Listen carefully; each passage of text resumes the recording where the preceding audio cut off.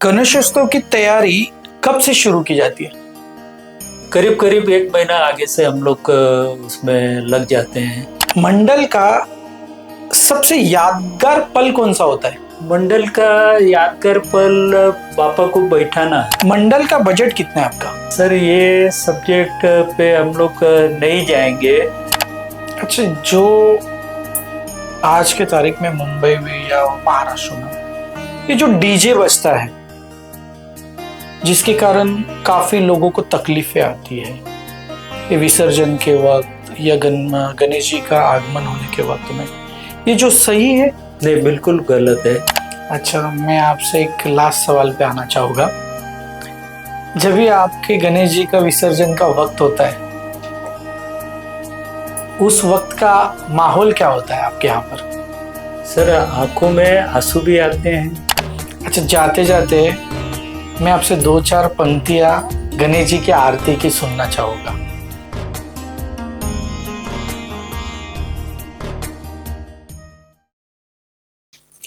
नमस्कार, गणपति बाप्पा। आज हमारे साथ बहुत ही खास मेहमान है और अच्छे टॉपिक पे हम आज बात कर रहे हैं, जो गणपति मंडल, जो मुंबई का मशहूर त्योहार है। आज उसी के साथ में हमने जो गणपति मंडल के अध्यक्ष और सेक्रेटरी को हमने साथ में बुलाया है, जो ये त्योहार धूमधाम से कैसे मनाया जाता है। चलो तो हम उनसे ही जान लेते हैं आज एक गणपति मंडल के बारे में और इस त्योहार के बारे में। नमस्कार। नमस्कार। सर, आपका नाम क्या? मेरा नाम हीरालाल लीलाधर हरिया है। मैं तीनबत्ती नाका मित्र मंडल गणेश उत्सव का अध्यक्ष हूँ। काफी साल से मैं अध्यक्ष रहा हूँ और हम लोग घाटकोपर ईस्ट में ब्रिज पे बहुत धामधूम से गणेश उत्सव सेलिब्रेट करते हैं। ये सेलिब्रेशन आप सोचोगे ये तीनबत्ती नाका मित्र मंडल नाम क्यों रखा, तो सर ये बहुत साल पहले वहाँ अंग्रेजों की 3 बत्ती लगती थी। अंग्रेज का एक वहाँ हवेली था, तो वो ब्रिज का नाम भी हवेली बनाया है। और वो अंग्रेजों की जो 3 बत्ती लगती थी, अंग्रेज वहाँ घोड़े बांधते थे अपने, और अंग्रेज का शासन था देश में उस टाइम पे। उस जगह का नाम तीनबत्ती था। वो जगह पे हमने गणेश उत्सव का स्टार्ट किया करीब करीब 100 साल आगे। अपने देश में, भारत में 1872 में लोकमान्य तिलक जी ने पूना में सबसे पहले चालू किया। ऐसे तो स्कंद पुराण में, शिव पुराण का पार्ट है स्कंद पुराण में 81,100 श्लोक है। उसमें शिव चरित्र में गणेश जी की उत्पत्ति के बारे में लिखा हुआ है। तो ये जो सबसे पूरा और सबसे बड़ा पुराण है, उसके अंदर गणेश जी के उत्पत्ति के बारे में बताया हुआ है। उनकी स्थापना कैसे पार्वती जी ने की, उनका कैसा जन्म हुआ, किस तरह से सारे भारत की हर एक जनजाति में वो प्रसिद्ध हुए। जितनी मुझे लगता है कि भारत की जितनी जनजातियां हैं वो गणेश जी की पहला पूजा करती है। फिर वो जैन हो, बौद्ध हो, हिंदू के सारे पंथ हो। सर, आपका परिचय हमारे सारे लोगों को बता देंगे? मेरा नाम कमलेश लीलचंद कपासी है। मेरा पिताजी महावीर बापा करके फेमस है। इधर गणपति मंडल में जो चुने अध्यक्ष रमेश सेवालकर, उनके साथ में बचपन से मैं ये मंडल में जाता था और कुछ प्रेरणा और कुछ रिलेशन के हिसाब से मैं हीरालाल हरिया और ये टीम के साथ जुड़ गया। और उसके लिए मैं हीरालाल भाई को और ये तीनबत्ती के परिवार को धन्यवाद दूंगा कि मेरे को इसमें जुड़ने का सौभाग्य मिला। तो हम सवालों के ऊपर जाते हैं। हाँ सर। आपके मंडल की स्थापना कभी हुई? मंडल की स्थापना को काफी साल हुए, लेकिन मंडल को रजिस्ट्रेशन 1973 में किया। आज से 53 साल आगे ये मंडल की स्थापना वहाँ के जो व्यापारी थे उन्होंने मंडल को रजिस्ट्रेशन किया, लेकिन मंडल की स्थापना वहाँ पे मजदूर लोग, कामगार लोग बैठते थे ब्रिज पे, रोजी रोटी की तलाश करने के लिए। ब्रिज पे आज भी राजावाड़ी जिस तरह से लोग अपना मजूरी को तलाश करने के लिए बैठते हैं, उसी तरह ब्रिज पे पहले बैठते थे। तो एक मारुति करके एक शख्स थे, उन्होंने एक बहुत छोटी सी मूर्ति लेके आए, और वहां पे एक पीपल का बहुत बड़ा पेड़ था, उसके अंदर एक छोटा सा जगह बना हुआ था। वो जगह में वो छोटे पापा बैठा के उत्सव का स्टार्ट किया। जब ये मंडल रजिस्टर नहीं था, वो छोटा सा मूर्ति बैठाते थे, सब मजदूर लोग जमा होते थे, तो उसको वो अपना एंजॉय करते थे। व्यापारी लोग ने देखा कि ये बापा को यहाँ बैठा रहे हैं, यानी बापा को वो जगह पे बैठना है। क्योंकि ये विचार कब आते हैं किसको भी, कि जब भगवान को कोई जगह पे बैठने का रहता है, तो वो किसी को भी निमित्त बनाते, और वो निमित्त वो मारुति जो थे वो बने, हाथ गाड़ी चलाते थे, छोटा सा मूर्ति लाते थे, वो भी पैसा 10 पैसा हर एक लोगों से चंदा जमा करते थे, और वो ये करते थे। तो 73 में हमारे वहाँ के जो व्यापारी लोग थे, वो इनको हेल्प करने के लिए आए कि भाई आप छोटा मूर्ति लाते हैं, अपन थोड़ा सा बड़ा मूर्ति लेके आते हैं। इस तरह से उन्होंने ये मंडल की स्थापना की, मूर्ति बड़ी आने लग गई, लोग वहाँ जमा होने लग गए। आज की तारीख में वो प्रसिद्ध जगह हुई, इच्छापूर्ति गणेश करके लोगों में जाना जाता है। आपने जो गणेश मंडल में इस साल क्या थीम और इसकी खासियत क्या है? सर, हम जितनी बार जो करंट सब्जेक्ट रहते हैं देश में, उसको वहाँ पे प्रेजेंट करने का प्रयत्न करते हैं। ये टाइम पे हमने हमारे बच्चे लोग को बताया है कि आप ऐसा कोई सब्जेक्ट ले आओ जो देश को, हर एक जनता को लागू होता हो। आज हमारे देश जो चीज़ों के लिए झूम रहा है, आज अमेरिका ने हम पे अगर 50% टैरिफ लगाया हुआ है, तो हम पे क्या इफेक्ट होएगा। हमारे साइंटिस्ट ने ये टाइम पे क्या क्या बनाया, राफेल का किस तरह से ये होगा। तो कोई ऐसा करंट सब्जेक्ट हम लोग लेंगे जो वहाँ पे प्रदर्शनी होती है, और आते जाते हमारा एडवांटेज क्या है कि सारे घाटकोपर की स्कूलें बिल्कुल बाजू में है।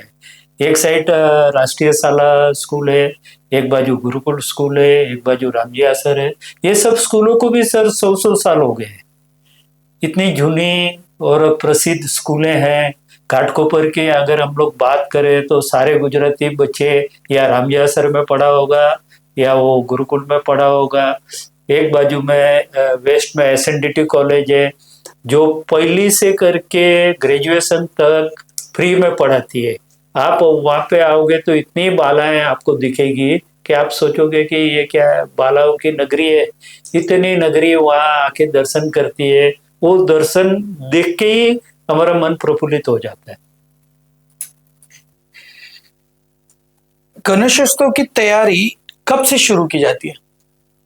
करीब करीब 1 महीना आगे से हम लोग उसमें लग जाते हैं। हमारे घाटकोपर के जो रोटरेट के बच्चे हैं, रोटरी क्लब के बच्चे का जो छोटे बच्चे हैं, रोटरेट क्लब बोलते हैं, उनको हम लोग ले आते हैं आगे।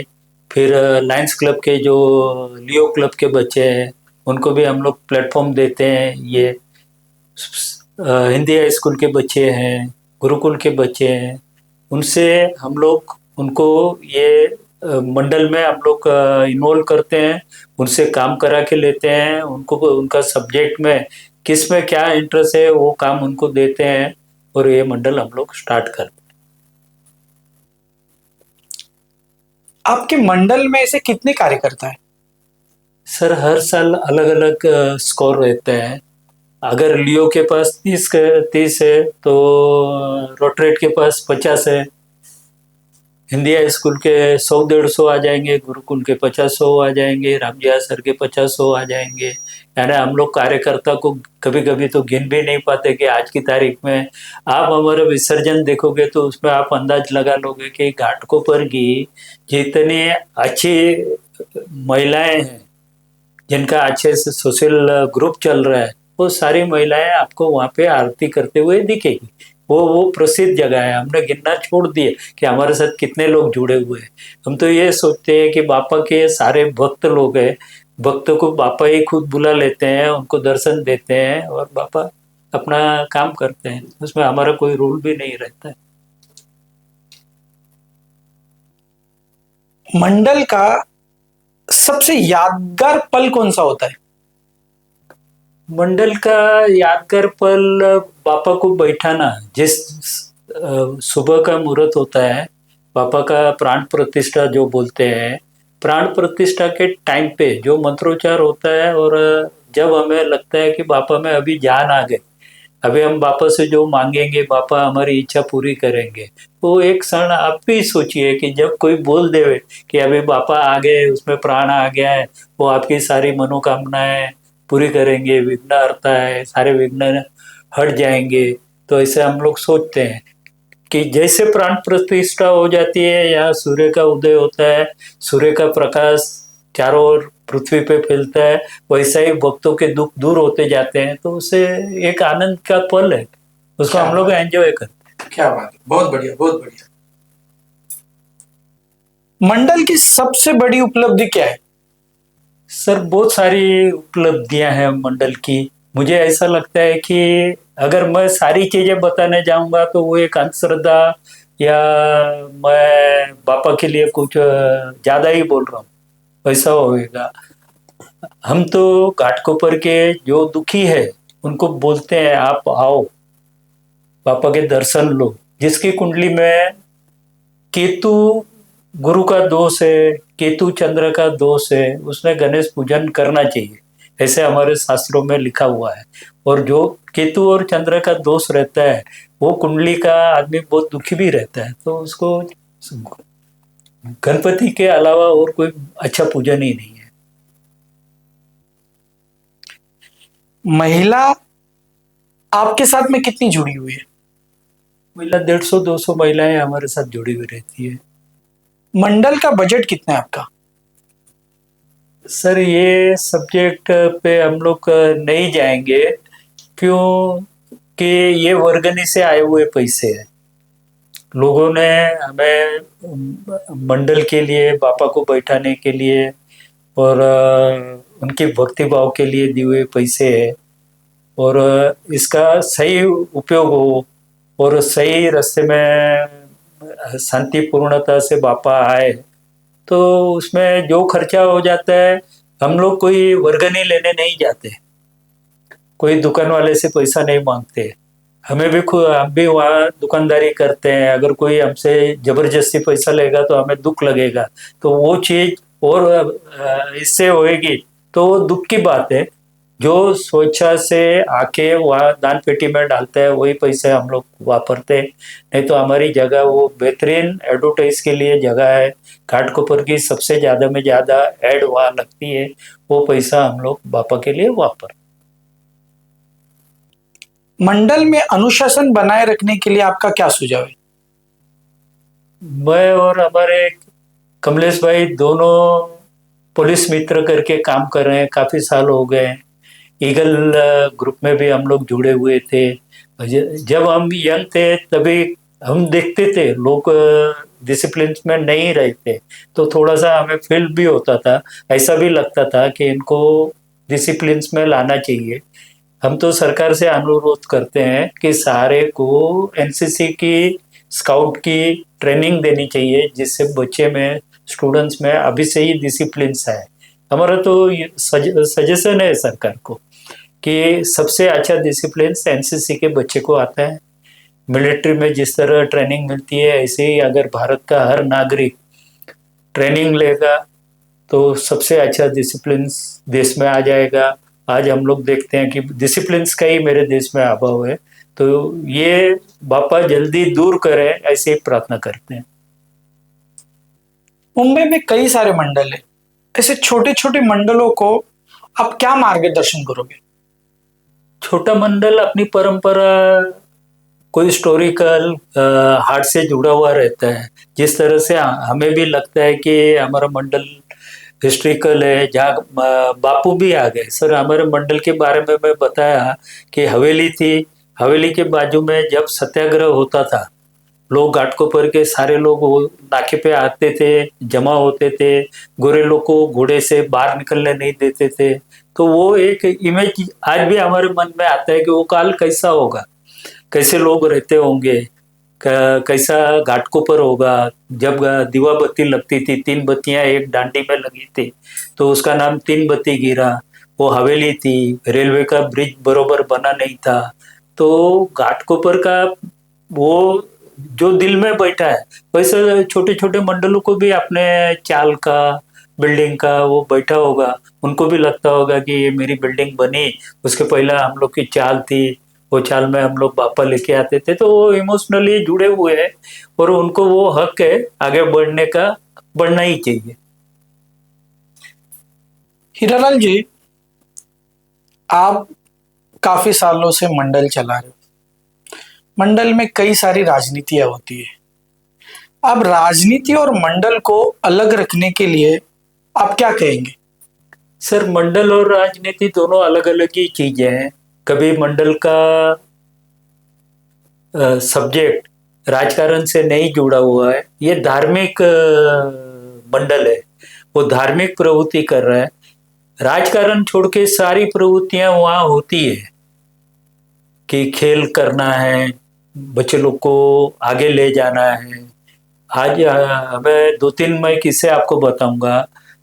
3 बत्ती नाका मित्र मंडल में आज से कोरोना के पहले के टाइम में हमने घाटकोपर के 10,000 स्टूडेंट्स का हैंड राइटिंग टेस्ट लिया था।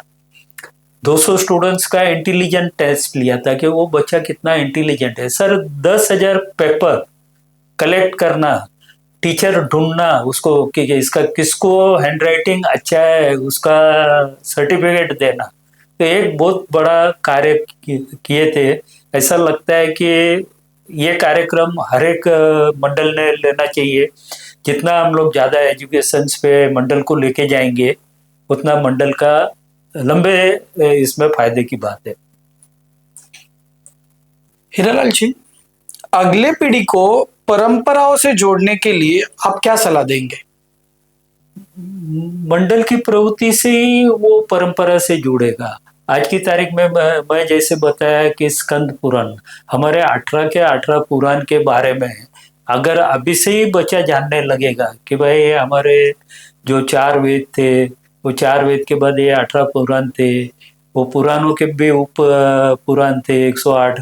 तो वो सब क्या चीज है, संस्कृत लैंग्वेज क्या है, अर्धमागी क्या है, पाली क्या है, प्राकृत क्या है, ये लोगों को इंटरेस्ट जगाना चाहिए।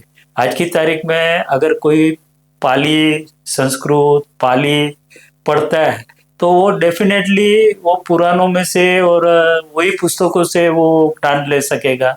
आज की तारीख में हमारे जो ग्रंथ लिखे हुए हैं उसमें सारी दुनिया के रहस्य और ज्ञान छुपा हुआ है। आज गीता ही रहस्य ले लीजिए, गीता रहस्य अगर एक बार किसने पढ़ लिया तो उसका पूरे मन की शांति होगी। आज लोगों को क्या चाहिए? मन की शांति चाहिए।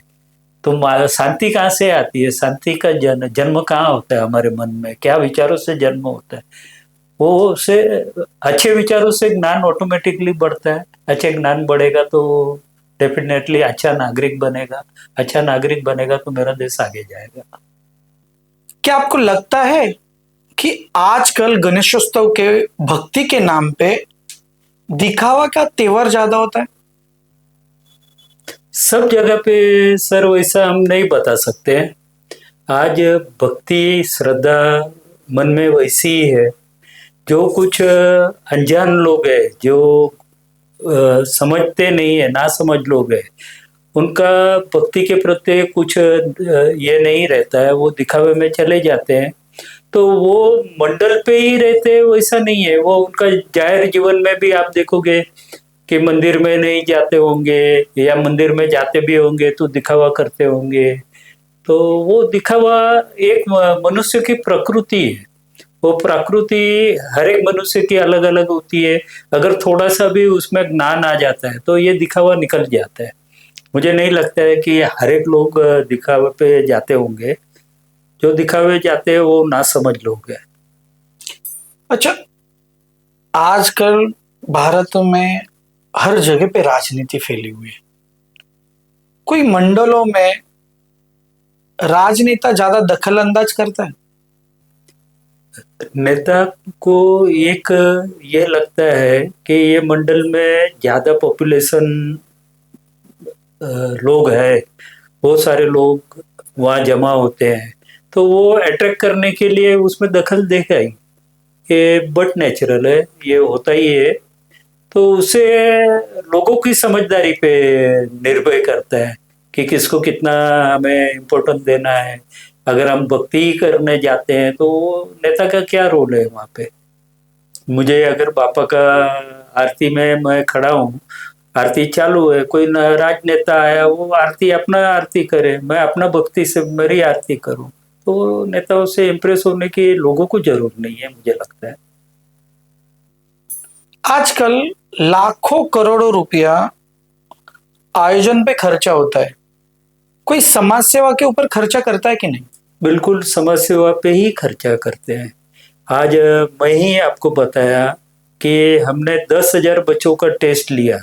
10,000 बच्चों के लिए पेंसिल लाना, पेपर ले आना, उनको समझाना, सब्जेक्ट समझाना।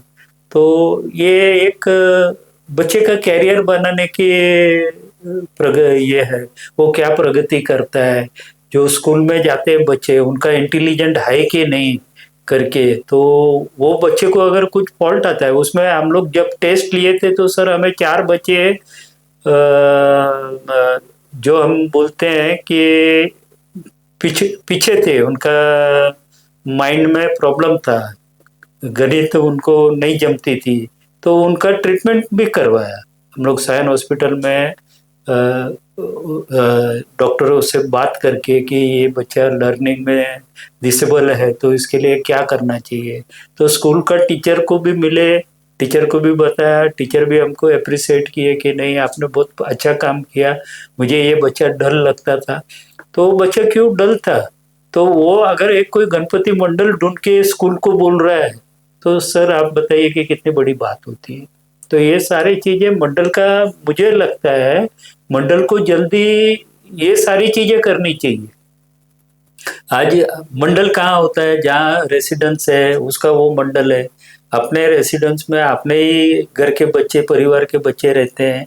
अगर मेरे बाजू वाले परिवार का बच्चा कोई लर्निंग डिसेबिलिटी में जी रहा है, उसके पेरेंट्स को अगर वो क्या चीज है वो नहीं समझ में आ रहा है, टीचर को भी कभी कभी नहीं समझ में आ रहा है, अगर मंडल में खेलते खेलते अगर वो फॉल्ट निकाल सकते हैं और डॉक्टर का ट्रीटमेंट करा सकते हैं, तो वो एक्सपेंस, सर उसको आप एक्सपेंस कैसा बोलोगे, वो तो इन्वेस्टमेंट है, वो बच्चे का फ्यूचर बना रहे।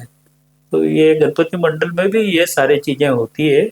ऐसे प्रवृत्तियां अगर मंडल जब करता है तो सर हम भी सैल्यूट देते हैं, जो टीचर ने ये काम किया होगा, सही काम किया था। एक मैं आपसे ऐसे प्रश्न पे आ रहा हूं। चंदा वसूली के नाम पे जो धांधली होती है, काफी जगह पे हम देखे, जो काफी मंडलों पे होती है, उस पर आपकी क्या राय है? सर मंडल को सुसंस्कृतिक रहना चाहिए, उसके संस्कार रहते हैं, हर एक अपना अपना एरिया का एक अपना संस्कार है। मैं घाटकोपर ईस्ट में हूँ, मुझे घाटकोपर ईस्ट के संस्कार क्या है वो मुझे लागू होते हैं। आज मैं बोलता हूँ हमारा मंडल कहीं भी कोई भी दुकान से वर्गनी मांगने नहीं जाता है।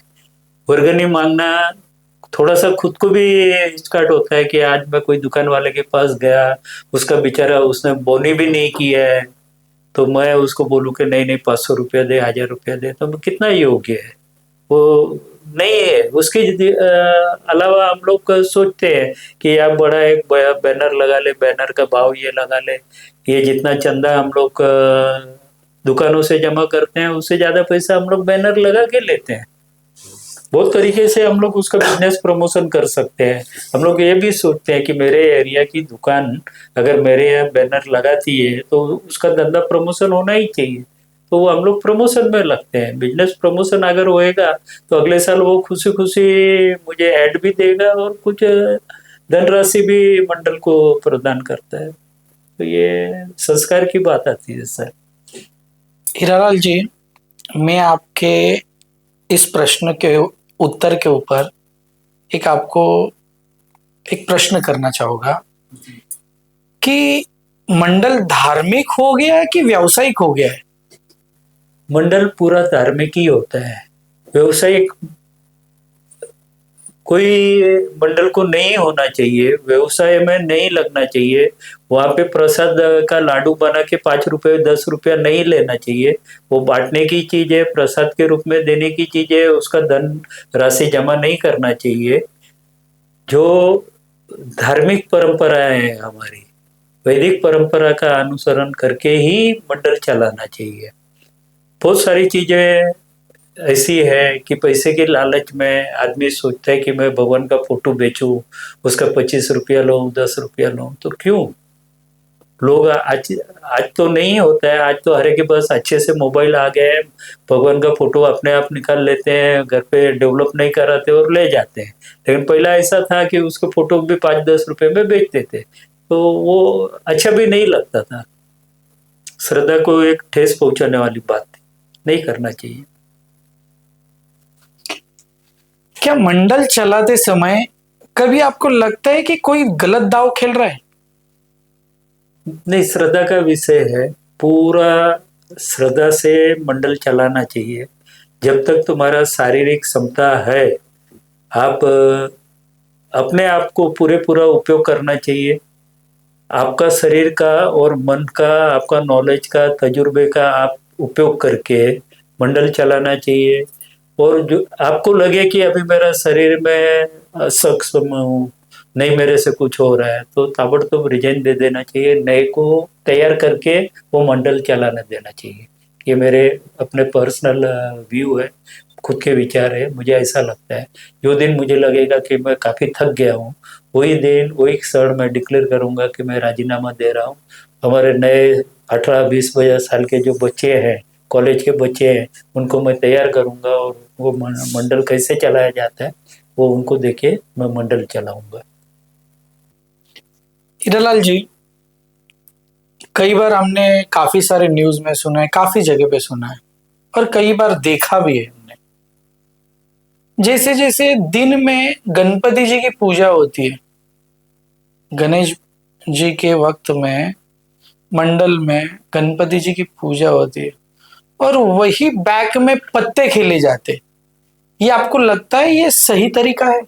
सर, मैं बताया, हर एक मंडल का अपना एक संस्कार होता है। आज मैं मेरे ही मंडल की बात करूं, मेरे मंडल में ईस्ट वेस्ट का ब्रिज लगता है। करीब करीब रोज के हजारों गाड़ियां वहां से जाती है आती है। जो वहां बैठे हैं उनको नींद नहीं आएगी, इतने लोग आते हैं जाते हैं। जहाँ कोई मंडल ऐसे होंगे कि जहाँ नींद वगैरह आ जाती होगी, देखने के लिए कोई नहीं रहता होगा, तो ये पूर्वी के टाइम की बात बता रहे हैं आप। क्योंकि आज की तारीख में आपका वीडियो गेम में तो आप चाहिए उतना टाइम पास कर सकते हो, नींद नहीं आने की जैसी बहुत सारी चीजें उपलब्ध है। तो वो जागने के लिए जो कुछ था मटेरियल, वो चीजें अभी तो मोबाइल में इजीली अवेलेबल है। कोई सोने की नींद नहीं आएगी वैसी चीजें है, तो लोग वो वापर रहे हैं। अभी खेलना तो मुझे नहीं लगता है कि बॉम्बे में ऐसी कोई मंडल में दूषण होगा, अभी खत्म हो गया सर। आप देखोगे, आपके मोबाइल में ही देख लो, ऑनलाइन 50 गेम है ऐसी ही रहती है। तो वो मंडल में बैठ के खेलने की क्या जरूरत है, वो तो घर में बैठ के भी खेल लेगा। तो मंडल का तो ये दोषारोपण है। वो मैं नहीं मानता हूँ कि हर एक मंडल जुगार खेलने के लिए बनाए गए हैं और जुगार खेलते हैं। ये तो श्रद्धा का विषय है, हमारे परंपराओं से जुड़ा हुआ विषय है, तो इसमें वो चीजें नहीं आती सर।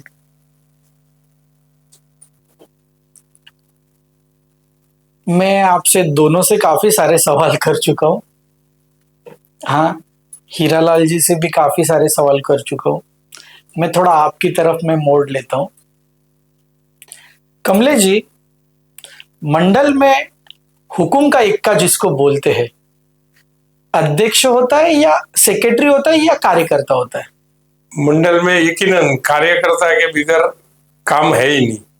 हम लोग तो एज ए सेक्रेटरी प्रेसिडेंट सब परमिशन ये सब लेके आते हैं। बाद में भगवान का आगमन से लेके आरती से लेके सब कार्यकर्ता एक दूसरे को, अभी का जो जनरेशन है व्हाट्सएप मैसेज जो चालू है उसके द्वारा बुलाते हैं कि साढ़े 8:30 बजे आरती है कि 9 बजे, तो वो टीम जुड़ती है सब। बाकी कोई नहीं आता है तो एक दूसरे को बुलाते हैं। तो हम लोग भी वो टाइम पे ऐसे कार्यकर्ता बन के हम लोग काम करते हैं। क्या हमको भी लगता है कि भाई हम तो सेक्रेटरी नहीं है, हम लोग एक से कार्यकर्ता बन के उनके आरती में सब सहभागी में प्रसाद वाटप हो गया, ऐसे कार्यकर्ता काम करना जरूरी है। और सभी को आज की डेट का दौर है, किसको प्रेसिडेंट और सेक्रेटरी का मान लेके अभिमान लेके काम करना जरूरी नहीं है। ग्राउंड लेवल से जैसे हम लोग का कोई पार्टी के लिए भी काम करते हैं ऐसे कार्यकर्ता फिर हमारे बलबूते पे नेता बन जाते हैं, मगर वो अपने आप को बड़ापन समझ के कार्यकर्ता को इग्नोर करता है। मगर आज की डेट में जो मंडल है जो चलाना मुश्किल और महा मुश्किल है। आज वर्गणी करना तो कार्यकर्ता का टीम चाहिए, उसके बगैर पैसा मिलता नहीं है। तो कार्यकर्ता का टीम आएगा 4-5 जन, तो सामने वाले को भी लगेगा हाँ ये मंडल में कार्यकर्ता है, काम अच्छा होएगा, भगवान का आगता साता अच्छा होएगा, भगवान की आरती पूजा होगी। हमारे मंडल में ऐसे कार्यकर्ता हम लोग पुलिस को और जैसे जिसने अच्छा अच्छा काम किया उसको बुलाते हैं, और तो वो हम कार्यकर्ता बोल के बुलाते तो हमारे यहाँ मान पान दे के आते। अगर हम लोग प्रेसिडेंट और सेक्रेटरी के नाते बुलाएंगे तो कभी कभी इग्नोर हो जाता है। तो हमारा एक धन्यवाद है पुलिस को और बीएमसी के स्टाफ को, टाइम पे कचरा और निर्माल्य लेके जाते हैं और हम लोग को टाइम पे नोटिस देते हैं कि भाई फायर का ध्यान रखो, आग नहीं लगे, कोई बच्चा गिर नहीं जावे, और ट्रैफिक का भी संचालन करते हैं। तो ऐसे कार्यकर्ता हम लोग को रोड पे भी खड़े रह के कार्यकर्ता बन के काम करते हैं, तो हमको अच्छा लगता है। तो मेरे हिसाब से कार्यकर्ता इसमें महत्व का रोल है, और मैं मानूंगा कि आपके माध्यम से हमको ये मैसेज सबको जा रहा है कि कोई लीडर कोई नहीं रहता है, ऐसे कार्यकर्ता है। उसके लिए सैल्यूट है, आपको धन्यवाद है। आपके माध्यम से हम पब्लिक के बीच में जा रहे हैं और हमारा मंडल का भी इतना आपने यहाँ हमको मौका दिया, बहुत धन्यवाद सतीश जी। और आगे भी ऐसे सोशल सब्जेक्ट के आपका वीडियो हम लोग देखते हैं, उसको प्रेरित होके हम लोग आज आपके पास आए कि हमारे आपके माध्यम से सबको मैसेज जाएगा कि क्या समाज में क्या क्या जरूरी है और आने वाले समाज को हम लोग कैसे डेवलप कर सकते। धन्यवाद। हीरालाल जी, ये पूरे 10 दिन का कार्यकाल होता है, इसमें आप क्या क्या परमिशन लेते हो? पहला पंडाल के लिए परमिशन लेना होता है बीएमसी से। पंडाल का परमिशन के बाद बीएमसी उसको पुलिस के लिए भेजती है। पुलिस के बाद ट्रैफिक डिपार्टमेंट उसको परमिशन देता है कि ये पंडाल से रोड को यातायात को कोई तकलीफ होएगा कि नहीं। और फिर एक परमिशन होती है फायर की। फायर ब्रिगेड भी परमिशन देता है कि इसमें कोई प्रॉब्लम है नहीं है। तो ये जो अभी तो बहुत अच्छा हो गया है कि 1 विंडो परमिशन हो गया है, एक विंडो में आप पेपर सबमिट कर लो तो परमिशन हो जाती है। अगले साल 5 साल के लिए परमिशन दिया गया था, तो बहुत सारे मंडल 5 साल का परमिशन लेके रखे हुए हैं। अभी एवरी ईयर उसको रिन्यू करना है, तो 5 साल तक वो एवरी ईयर 1 ईयर्स का रिन्यू मिलते रहेगा। तो बीएमसी और पुलिस इसके लिए कभी कोई बड़ा ऑब्जेक्शन नहीं लेती है, पूरा कोऑपरेटिव रहता है, प्रशासन पूरा कोऑपरेटिव है। जनता को भी इसके लिए बहुत सारा उत्साह है। जनता अगर उत्साही है तो कौन रोकेगा। बापा आते हैं, बापा अपने मर्जी से जाते हैं। बहुत खूबसूरत से समय गुजर जाता है, 10 दिन कहाँ गए वही नहीं समझ में आता है। जब बापा का विसर्जन होता है तब याद आता है कि ये 10 दिन कहाँ चले गए। अच्छा, जो आज के तारीख में मुंबई में या महाराष्ट्र में ये जो डीजे बजता है, जिसके कारण काफी लोगों को तकलीफें आती है, ये विसर्जन के वक्त या गणेश जी का आगमन होने के वक्त में, ये जो सही है? नहीं, बिल्कुल गलत है। जो डीजे बजाते हैं उनको मैं रिक्वेस्ट करूंगा कि इतना बड़ा वॉल्यूम मत रखो, इससे कान के पर्दे खराब होते हैं। और उसके साथ जो लेसर लाइट लगाते हैं वो तो हकीकती एकदम मूर्खता है। उससे कितनी आंखें डैमेज होगी, कितने बच्चे लोग उसके लाइट में डांस करते हैं और उनकी आंखें खराब होती है। तो मैं जो मंडल ये करते हैं उनको मैं मैसेज दूंगा कि ये गलत चीजें हैं, इसको मत उपयोग करो। डॉक्टर भी ये चीज के लिए मनाही करते हैं, उससे हमारे हेल्थ के लिए नुकसानकारक है, ये नहीं करना चाहिए। अच्छा, जो गणेश जी का आगमन हो या विसर्जन के वक्त काफी सारे फटाके बजाए जाते हैं जिससे प्रदूषण काफी होता है, इसके लिए आप काफी मंडलों को क्या कहना चाहोगे? नहीं, ये फटाके और केमिकल्स का जहाँ उपयोग होता है, कलर भी लगाते हैं, वो भी केमिकल्स है, तो वो स्किन को और आय को, अपने कान को नुकसान पहुंचाते ही है। ये साइंटिफिक है, तो ये चीजें तो करनी ही नहीं चाहिए। कोई भी मंडल को शांतता पूर्ण ले आना है, शांतता पूर्ण बापा का विसर्जन करना है, भक्ति भाव रखना चाहिए। इसमें आप लेजिम रखो, ताल रखो, हल्की सी ढोलक वगैरह रखो, इससे ज्यादा और कुछ आपको यूज नहीं करना है। गलत चीजें हैं वो गलत चीजें हैं। कोई भी मंडल अगर ये इस तरह से उपयोग करता है तो खराब चीज ही है वो सर। अच्छा, मैं आपसे एक लास्ट सवाल पे आना चाहूंगा। जब भी आपके गणेश जी का विसर्जन का वक्त होता है, उस वक्त का माहौल क्या होता है आपके यहाँ पर? सर, आंखों में आंसू भी आते हैं। जो जो चीज को हमने 10 दिन इतना भक्ति भाव से पूजन किया है, वो आज हमको छोड़ के जाते हैं। मैं जैसे पहले ही आपको बताया कि बापा आते हैं, बापा की प्राण प्रतिष्ठा होती है, तभी ऐसा लगता है कि मूर्ति में जान आई हुई है, एक जीवित व्यक्ति की हम पूजा कर रहे हैं। तो वो चीज, वो भावना दिल में लगी हुई रहती है। और जब विसर्जन होता है तो ऐसा लगता है कि हम जीवित व्यक्ति को विदा कर रहे हैं।